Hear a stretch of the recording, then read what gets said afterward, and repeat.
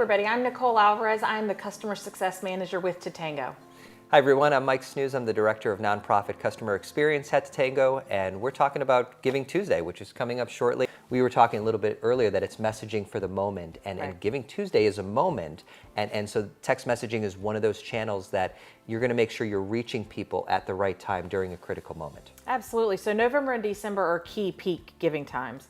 So that very early November where we were talking about potentially even avoiding the elections, but it is a chance for you to really talk them through what the rest of the year is going to look like and how they have the ability to make that impact.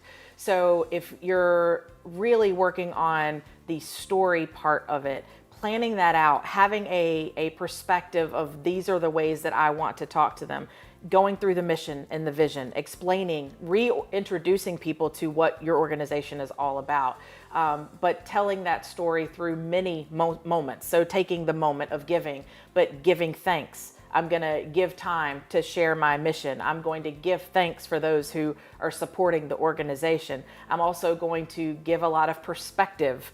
So it's all around giving on where, before we just ask, we're going to tell them why. We're going to give them the hows.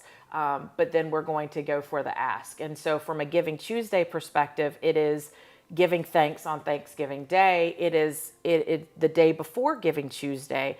You want to make that timing relevant. It's not too late. You can give in the morning. Here's our goal. At noon, we're halfway through our day. Here's where we are, right? So as far as the timing and on Giving Tuesday, what do you recommend? Yeah, I think that's a great point. I think a lot of the timing can mirror what organizations do from an email standpoint and follow that cadence, but you also can go off that on Giving Tuesday as you're close to a deadline. Most organizations have some sort of matching goal or goal that they're trying to reach.